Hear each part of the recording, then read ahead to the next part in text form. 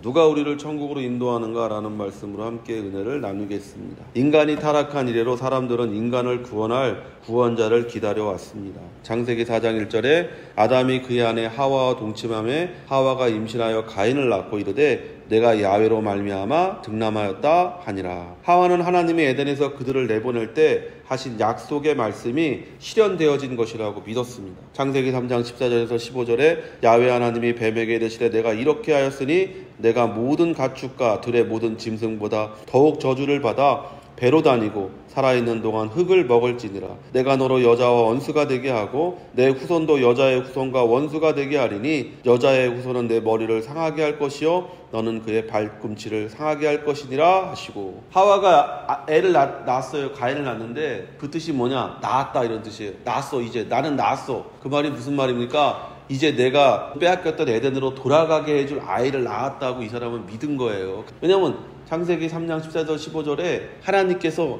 뱀에게 말씀하시면서 여자의 후손, 하와의 후손 중에 한 사람이 너의 머리를 상하게 할 거다, 너를 깨부수게 될 거다라고 얘기하는 것을 하와가 들었어요. 하와는 에덴에서 살았던 사람이잖아요. 그 에덴의 복됨을 알고 있는 사람이잖아요. 그리고 나서 쫓겨나서 이 땅에 살 때 하와가 어떤 마음을 가졌을까요? 나는 돌아갈 거야. 나는 돌아가고 싶어. 나는 내가 살았던 정말 나를 위해 모든 것이 예비되었던 곳으로 돌아가고 싶어라고 생각하지 않았겠어요? 그리고 돌아갈 수 있는 유일한 방법이 무엇이냐? 바로 이 가인이다. 얘가 자라서 얘가 마귀를 물리치고 마귀를 깨트리고 나를 에덴으로 돌아가게 해줄 것이라고 하와는 믿었어요. 많은 사람들이 이 하와와 같은 마음으로 이 땅을 살아갑니다. 그래서 사람을 의지하고, 그래서 물질을 의지하고, 하나님 외에 다른 것을 의지해요. 그것을 우리가 우상이라고 하잖아요. 우상이 생긴 이유가 무엇이냐? 바로 이 하와의 이 마음이에요. 하나님의 말씀을 알기는 아는데 그 말씀이 정확하게 무슨 뜻인지를 알지 못하는 거예요. 천국으로 돌아가야 되겠다라는,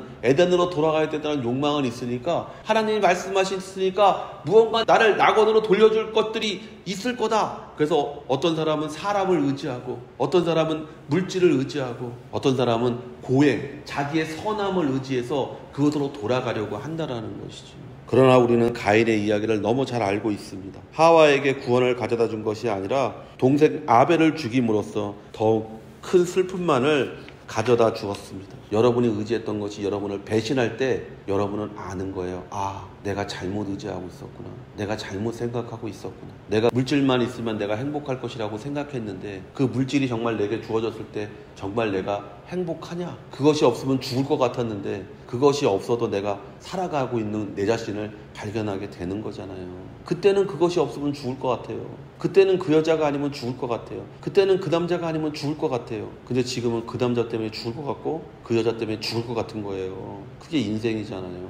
아담과 하와 이래로 사람들은 끊임없이 구원자를 찾았지만 사람은 누구도 사람을 구원하여 천국으로 인도할 수가 없었습니다. 사도행전 4장 12절에 다른 이로서는 구원을 받을 수 없나니 천하 사람 중에 구원을 받을 만한 다른 이름을 우리에게 주신 일이 없음이라 하였더라. 예수 외에 다른 구원이 없습니다. 베드로가 우리에게 얘기하지 않습니까? 예수 외에 다른 거 없다고. 다른 걸 더하려고 하는 순간에 여러분은 우상을 만드는 거예요. 무슨 우상? 자기라는 우상, 내 능력이라는 우상, 내 행함이라는 우상을 거기다가 만드는 거예요.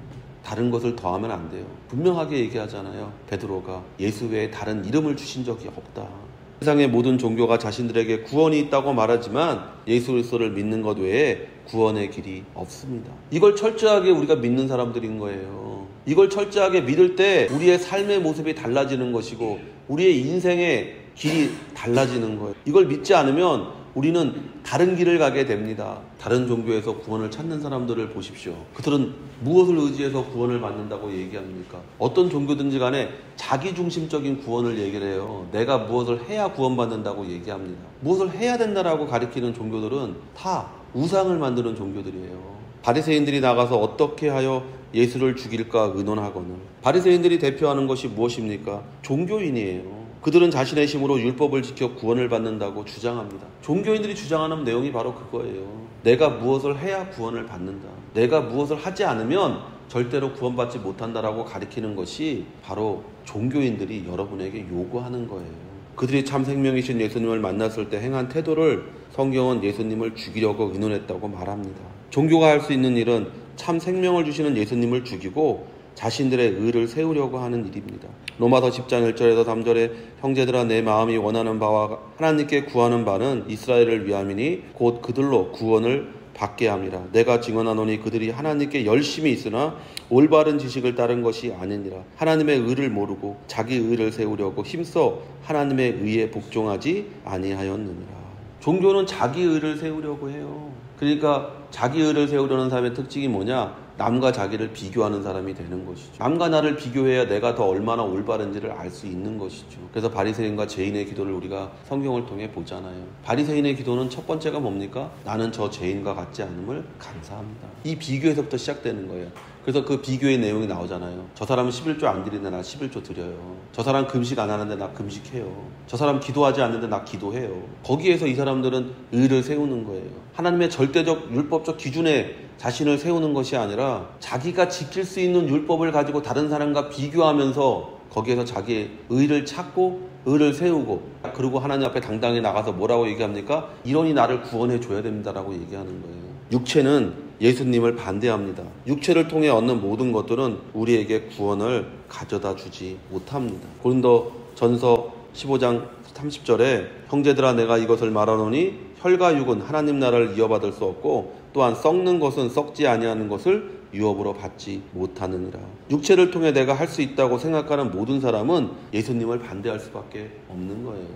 예수께서 아시고 거기를 떠나가시니 많은 사람이 따르는지라. 예수께서 그들의 병을 다 고치시고 자기를 나타내지 말라 경고하셨으니. 그러나 모든 병든 자들은 예수님께 나아갔습니다. 자신의 약함과 부족함과 할 수 없음을 아는 모든 사람들은 예수님께 나아가 예비된 모든 축복을 누릴 수가 있었습니다. 어떤 사람이 축복을 받습니까? 오늘 성경은 분명하게 얘기합니다. 자기를 의롭다고 생각했던 사람은 예수님을 죽이려고 했고, 병든 자들은 예수님 앞에 나아가 도리어 그 모든 병을 치료받았다라고 성경이 얘기하고 있습니다. 자신의 죄인됨을 알고 자신의 의지가 병들었음을 알고, 그래서 자신의 힘으로 구원에 이룰 수 없다는 것을 알고, 그리고 오직 예수를 믿을 때 내 죄와 연약함과 질병과 죽음의 문제가 해결된다는 것을 확신하는 사람만이 천국에 들어가는 사람이 되는 거예요. 성경이 지금 두 부류의 사람들을 구분하고 있는 것을 보잖아요.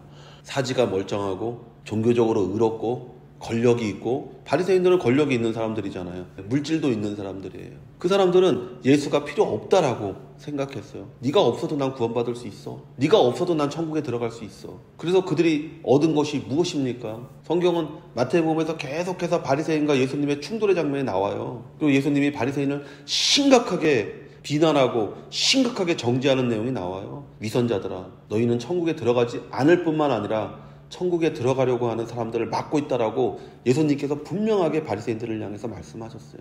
또 한 부류의 사람들이 나오지 않습니까? 병든 자들이 있습니다. 그들은 연약합니다. 그들은 부족합니다. 그들은 죄인입니다. 또는 그들은 사람들과 접촉할 수 없는 사람들일 수도 있습니다. 나병한 자들은 사람을 접촉할 수가 없잖아요. 그런 사람들이 예수님 앞에 나왔을 때 성경은 도리어 그 사람들은 치료받고 도리어 그 사람들은 자유하게 되었다라고 성경이 얘기하는 것을 발견하게 됩니다. 구원은 누구에게 임합니까? 천국은 누구의 것입니까? 예수님은 우리에게 그것을 지금 보여주고 계십니다. 자신이 병들음을 아는 사람, 자신의 연약함을 아는 사람, 내 힘으로 구원에 이를 수 없다라는 것을 깊이 깨닫는 사람, 내 안에, 내 본성 안에 하나님을 기쁘시게 할 수 있는 것이 아무것도 없다라는 것을 아는 사람, 그리고 하나님 앞에 나아가 회개하고 하나님의 영으로 새롭게 거듭난 사람만이 구원을 받고 천국에 들어가는 그와 같은 놀라운 축복을 체험하게 되는 것을 보게 됩니다. 이는 선지자 이사야를 통하여 말씀하신 바, 보라 내가 택한 종 곧 내 마음에 기뻐하는 바 내가 사랑하는 자로다. 내가 내 영을 그에게 줄 터이니 그가 심판을 이방에 알게 하리라. 그는 다투지도 아니하며 들레지도 아니하리니 아무도 길에서 그 소리를 듣지 못하리라. 상한 갈대를 꺾지 아니하며 꺼져가는 심지를 끄지 아니하기를 심판하여 이길 때까지 하리니 또한 이방들이 그의 이름을 바라리라 함을 이루려 하심이니라. 우리를 천국으로 인도할 분을 마태는 이렇게 얘기합니다. 이사야의 글을 가져다가 얘기합니다. 무슨 말입니까? 예수님은 뜬금없이 이 땅에 나타나신 분이 아니에요. 예수님은 예정 없이 이 땅에 오신 분이 아니에요. 이미 이사야를 통해서 예언된 그대로 이 땅에 오신 분이라는 거예요. 그러면서 이사야는 우리에게 첫째로 예수님이 어떤 분인지를 설명해 줍니다. 보라, 내가 택한 종, 예수님을 택한 종이라고 얘기하고 있습니다. 그리고 곧 내 마음에 기뻐하는 바 내가 사랑하는 자로다라고 말씀하고 계십니다. 보세요. 예수님께서 침례받고 올라오실 때 들었던 말이 바로 이 말이잖아요. 이는 내 사랑하는 자요, 내 기뻐하는 자로다. 그리고 나서 성령이 그에게 임했습니다. 내 영을 그에게 줄 터이니. 예수님이 이 땅에 오신 목적을 반복해서 마태가, 이사야가 얘기합니다. 그가 심판을 이방에 알게 하리. 예수님은 심판하러 오셨어요. 그래서 믿는 자는 구원을 받는 것이고 믿지 않는 자는 이미 정죄를, 즉 유죄 판결을 받은 것이다라는 거예요. 그러면서 예수님의 성격을 우리에게 보여줍니다. 그는 다투지도 아니하며 들레지도 아니하리니 아무도 길에서 그 소리를 듣지 못하리라. 상한 갈대를 꺾지 아니하며 꺼져가는 심지를 끄지 아니하기를 심판하여 이길 때까지 하리니. 예수님은 이런 성격을 가지신 분이라는 것이죠. 예수님은 길에서 외치는 사람이 아니에요. 무슨 말입니까? 1대1로 정말로 다정하게 온유하게 우리에게 다가오시는 분이라고 얘기하고 있어요. 그래서 상한 갈대를 꺾지 않고 꺼져가는 심지를 끄지 않는다. 반대로 얘기하면 이 상한 갈대가 누굽니까? 바로 우리라는 것이죠. 꺼져가는 심지가 누굽니까? 바로 우리라는 것이죠. 우리가 바로 이와 같은 사람들이라는 거예요. 언제든지 바람만 불면 꺾어지는 인생들, 언제든지 후소리만 나도 꺼져서 정말 이 육체의 생명이 끝나는 인생들이라는 거예요. 근데 예수님께서 오셔서 그것을 그냥 두신다는 것이죠. 왜 그냥 둡니까? 그 생명을 구원에 이르게 하시려고, 그 생명을 천국까지 인도하시려고. 한편으로는 예수님의 온유하신 성격이 드러나고, 한편으로는 인간의 처참하고 비참한 모습이 표현되어지고 있는 것이 바로 이 상한 갈대와 꺼져가는 심지라는 것을 우리가 보게 되는 것이죠. 여러분이 자신을 이와 같이 인식하고 이와 같은 것을 깨달을 때 회개하지 않을 수 없는 것이죠. 그리고 온유하신 주님 앞에 나아가는 것이죠. 우리의 죄인임을 알고 우리를 꾸짖고 우리를 정죄하고 우리를 비난하시는 분이 아니라 도리어 우리를 긍휼히 여기시고 우리를 불쌍히 여기시고, 탕자가 아버지에게 돌아왔을 때 그 냄새나는 옷을 입고, 돼지와 함께 지엽나무를 먹은 사람 옷이 얼마나 냄새가 났겠어요. 그 사람이 옷을 갈아입었겠어요? 길을 걸어갈 때 사람들이 코를 막고 피하지 않았겠어요? 그런데 아버지는 맨발로 뛰어가서 그를 껴안으며 그 냄새나는 탕자의 몸을 끌어안고 입을 맞추며 눈물을 흘리시는 그 아버지의 마음이 바로 우리 하나님 아버지의 마음이고 우리 주 예수 그리스도의 마음임을 여러분이 안다면 그분 앞에 조용히 나가서 자신의 죄인됨을, 자신의 본성의 악함을 회개할 때 여러분 안에 성령이 임하고 새로운 중생의 기쁨, 신생의 기쁨, 천국의 평안이 여러분 안에 임하게 될 줄로 믿습니다. 하나님의 사랑과 예수 그리스도의 온유함이 아니었다면 우리는 벌써 멸망해야 될 존재들이었습니다. 그리고 우리 주 예수 그리스도는 택한 종, 곧 하나님의 기쁨이자 사랑이라고 말하고 있습니다.